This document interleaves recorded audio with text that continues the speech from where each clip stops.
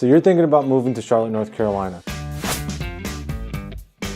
Before you start touring houses or calling builders, you need to watch this video first, because I'm gonna walk you through everything that actually matters, not just the highlight reel stuff, the real information. Things like the neighborhoods, what things actually cost, and what the traffic situation looks like. The school districts, the new construction market, all of it. I've helped hundreds of families relocate to Charlotte from all over the country. Places like California, New York, Connecticut, New Jersey, Texas, Florida, Pennsylvania, just to name a few. And the questions are almost all the same. So I made this video to answer all of them in one place. By the time this video is over, you're going to know whether Charlotte is the right move for you and your family, and exactly where to start.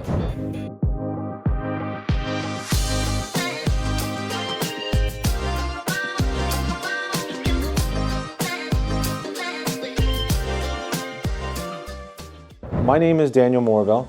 People call me Danny, and I'm a licensed real estate agent right here in the Charlotte area. I work specifically with buyers and families who are relocating, people who don't have the luxury of driving around every weekend to figure these things out. So my job right now is to compress months of research into a conversation and simply help you make a smart decision quickly. I've personally worked with clients coming from high cost living states who are tired of things like taxes, traffic, and the price of real estate. And what I can tell you is Charlotte has quietly become one of the best markets in the country for people in that exact situation. So let me show you why. Why Charlotte, you ask? So let's start with the big picture. Why are so many people moving to Charlotte right now? And that is simply because Charlotte isn't just a trend. Charlotte has become one of the largest growing metros in the entire Southeast for the better part of a decade. And there are real reasons behind it. First, the tax environment. North Carolina has been on a path of reducing income taxes significantly. When you compare that to California at 13%, New York at nearly 11%, or New Jersey, which isn't too far behind, the difference for a household earning $150K or more can be $10,000 or $20,000 a year. That's not nothing. That's a car payment, a vacation, or just extra money going towards your mortgage. Second is jobs. So Charlotte is not a retirement destination.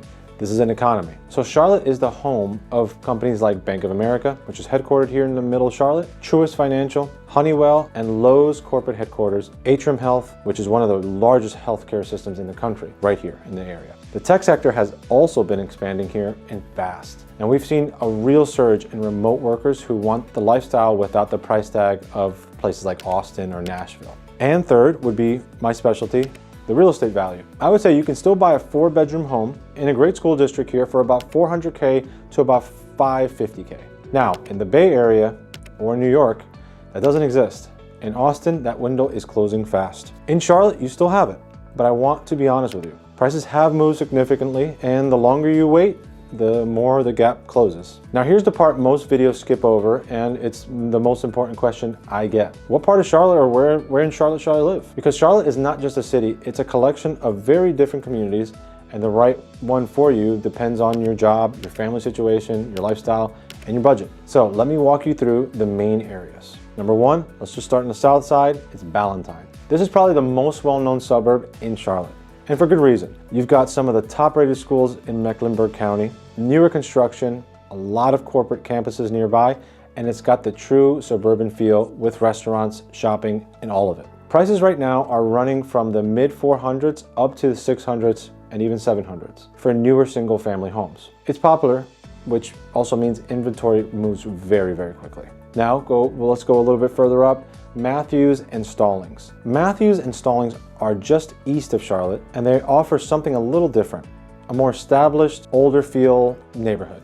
Some walkable downtown areas, and generally a slightly lower price point than Ballantyne while still having the great schools. So families who want that tight-knit community vibe tend to love it over here. So now let's move a little bit further north, or actually North Charlotte, and you get to Huntersville, Cornelius, and Davidson. Those places are exploding right now. So you're up by Lake Norman, which means you get access to the waterfront living, restaurants on the water, and a really nice active outdoor lifestyle all over. Davidson especially has this incredible small town, college town kind of feel where people fall in love with that kind of area immediately. Prices here have moved up though, but you're still getting more space and more land than you would closer into the city center. And then there's an area a lot of people like and they overlook, and it's back down south. Actually, it's South Carolina, and that is Fort Mill and Indian Land. And that's, like I said, just across the border in South Carolina. Now with that comes lower property taxes, new construction everywhere, and great schools in York County. And actually, I made a video where Fort Mill is actually consistently ranked as top school districts in the whole state of South Carolina. Be sure to check out some of those videos specifically on Fort Mill. Now, you can also still be in Uptown in about 25 to 30 minutes on a normal commute. A lot of my clients who are price sensitive end up here, and they love it. I've got a full breakdown of videos on all these areas individually. They're linked in the description. But the point is, there's no single right answer, right? The right neighborhood depends on your situation, which is exactly why I always do a one-on-one call with my clients before we ever look at a single house. Now, cost of living. Let's talk about what actually costs to live here. And I mean the real numbers, not just it's affordable kind of thing. Because I want you to be able to sit down with this information and actually build a budget. Housing is your biggest number. The median home price in Charlotte metro area right now is hovering around $450,000, but the range is wide. In some suburbs, you can find a solid 3-bedroom home in the range of $350,000 to about $400,000. In Ballantyne, or closer to Uptown, you're more likely to be starting at $450,000 to $500,000 for a newer single-family home. New construction in most suburbs is running anywhere from the low 400s out to the 650s and above, depending on the builder and the lot, and if you're near water. So property taxes in Mecklenburg County run a little bit higher than in York County. And York County is in South Carolina, Mecklenburg is in North Carolina. And York County, just for you know, covers Fort Mill and Indian Land. Just keep that in mind when you're trying to figure out where you want to work and live. So day-to-day living, groceries, gas, utilities, Charlotte tracks below the national average on most measures. Your electric bill in the summer will be real. Figure we get really hot here, but nothing like the heating bills in the Northeast. Now here's the one thing I want you to flag that catches people off guard, and that is HOA fees. Especially in newer planned communities, I've seen them range from $50 a month to about $400 a month in communities with pools, gyms, and green spaces. So that is a number that needs to be in your monthly budget calculation before you fall in love with a house. I always walk through this with my clients before we start making offers, because a house that looks affordable can get a lot more expensive when you add in that HOA fee. And the other hidden costs people forget are closing costs. So on average, in North Carolina, buyers should budget roughly 2 to 3% of the purchase price in closing costs on top of their down payment. On a $500,000 house, that's $10,000 to $15,000 that needs to be in liquid and ready. So real quick, before I keep going, if you're watching this and you're seriously thinking about making a move to Charlotte, I want you to reach out to me directly. My number's on the screen right now below. You can call, text me anytime. I offer a free relocation consultation and no pressure, no pitch. Just a real conversation about your situation, your timeline, and what makes sense for you and your family. I work with people all over the country who are planning to move in the next 6 months, 6 days, 2 weeks, 12 months, even 18 months out. It is never too early to have that conversation. So save that number and we'll get right back to it. So the next thing I want to talk about is mistakes to avoid. So let me save you from those mistakes I see over and over again, because these are the things that people tell me they wish someone warned them about before. So mistake number 1, underestimating the traffic. So I know Charlotte doesn't have the reputation of LA or New York, but this city has grown faster than its infrastructure. If you're commuting from Huntersville to Uptown, or from Fort Mill, which is south, to the university area, which is a little bit further up from the Uptown area, the city center, you're going, especially during peak hours, you're looking at about 45 minutes to an hour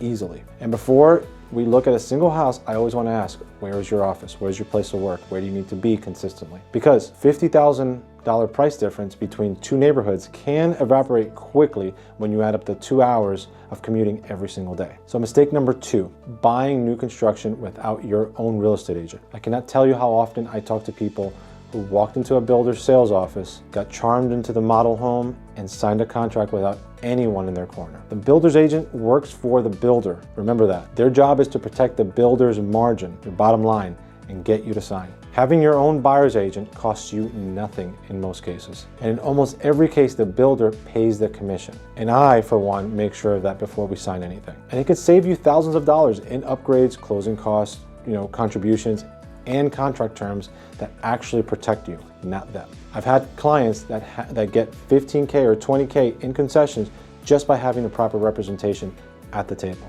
And mistake number 3, not visiting before you buy. I do a lot of work with remote buyers, and we can accomplish a ton virtually. But if it is at all possible, come visit Charlotte first for a weekend before you commit. Drive the neighborhoods, eat at some of the restaurants, feel the pace, preferably during the week and maybe a weekend if possible, just so you can get a taste of what the traffic fluctuation is. Charlotte is a city that people fall in love with in person, and that experience will help you make a much more confident decision. Mistake number 4, and that's waiting too long. I hear this one a lot. We're thinking about it. We're moving in 2 years. We'll figure it out then. And I get it.